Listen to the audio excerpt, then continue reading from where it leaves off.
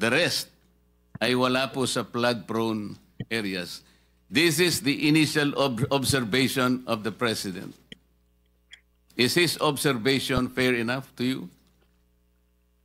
Meron po bang gustong kumontra sa observation ng President?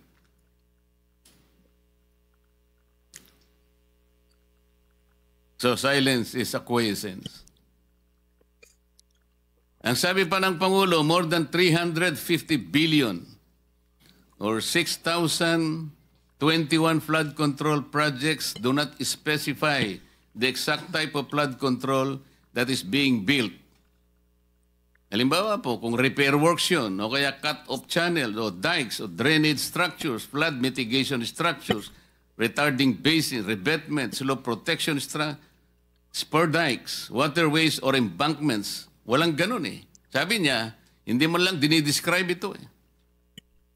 350 billion worth of projects defy basic description. Or 6,021 flood control projects. Many of these projects are in different locations but have exactly the same contractor and contract cost. This is disturbing. This is one of the initial observations of the President. Do you believe this is also a fair assessment? Oh, walang kumikibo sa ating mga resource person. I think this is a fair assessment coming from the office of the President.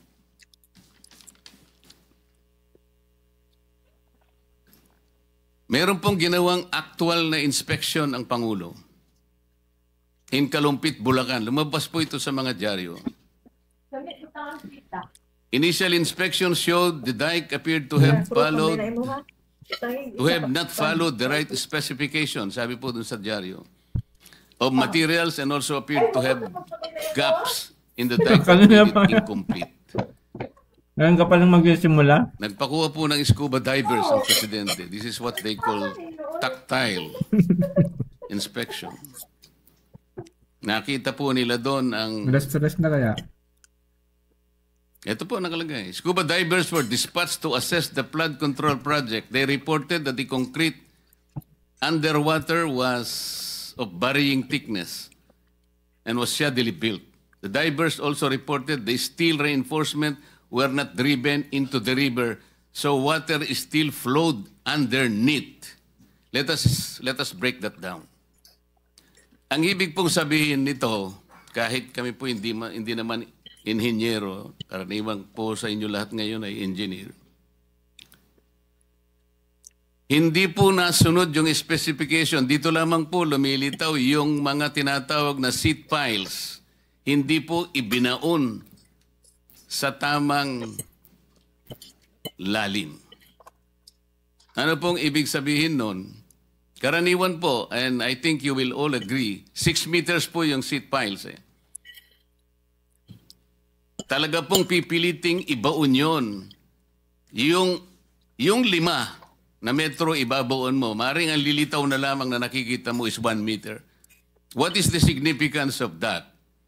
Kasi kinakailangan ma-address mo yung scouring ng river. Pag hindi umabot, ando sa punto na yung cascading waters will be gradually eroding the soil. Ang lalabas nun, nakabitin na yung inyong nakabitin na yung seat piles na kunwari ibinaon nyo ng 5 meters. Ano mangyayari kung nakikita na po yun? Babagsak po talaga yung slope protection na inilagay ninyo. Ito yung kaawa-awang kalagayan nito eh. Nakita pa po yung Upon tactile inspection, the drivers found that the beam was no longer connected to the seat pile support. Yung beam na sinasabi niya, this is the apron. Tama po ba yun? The apron is the basic structure that will hold the seat piles. Kung wala po yung apron na yun na magkukonect dun sa slope, walang integrity yung project na ito. Babagsak at babagsak ito. Mamaya po meron kaming ipakikita sa inyo kung bakit ganito kalala ang problema ng ating bansa.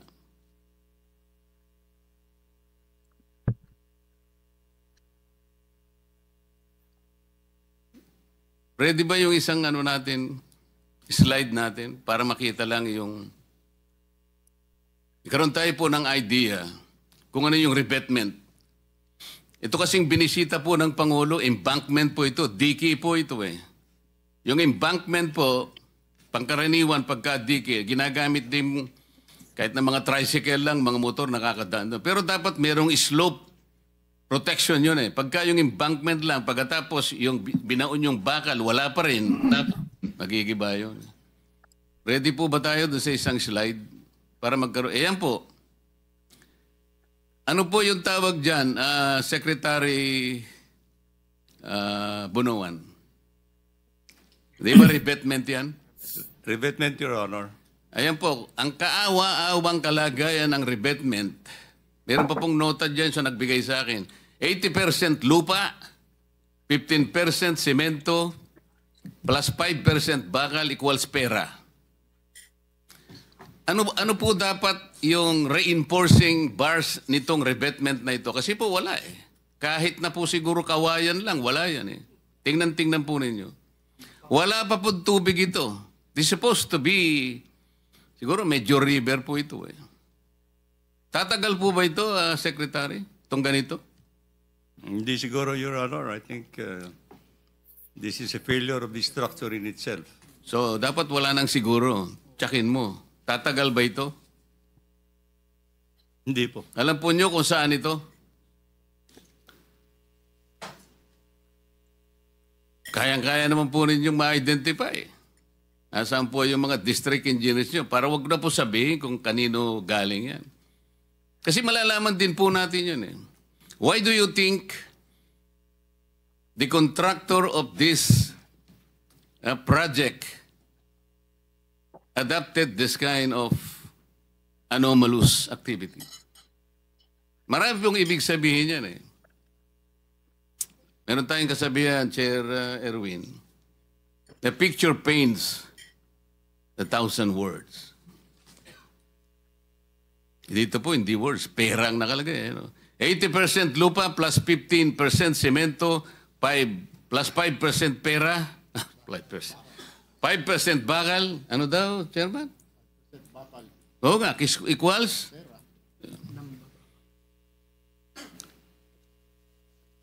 This is a microcosm of the projects.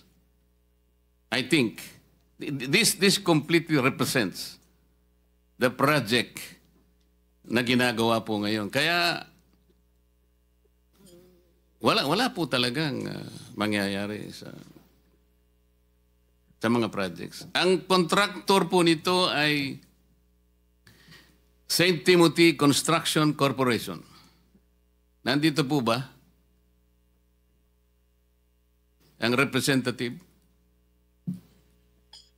Ang sinasabi ko po yung kalumpit. Hindi ko po sinasabi ito. Ito ano lang po ito. Ibang project po ito. Pinakikita ko lang para magkaroon po ng idea ang mga kababayan natin kung sila'y sumusubaybay sa atin. Pero yung sinasabi natin sa Kalumpit, Bulacan kanina, ang contractor po, ito yung embankment, is St. Timothy Construction Corporation. Meron po bang representative ngayon?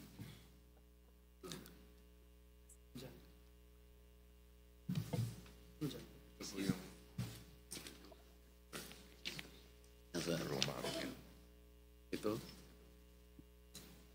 Roma Angeline? Roma Angeline.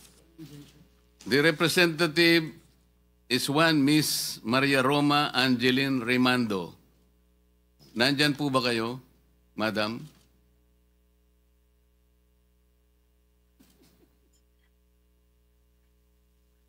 Nawala po kayo? Kanina po. Wala. Wala pala sila.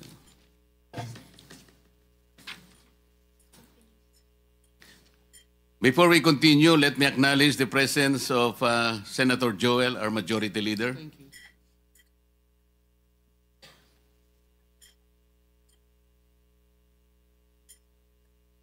Before I continue, some of my colleagues would like to make short opening statements, no longer than 2 minutes, please.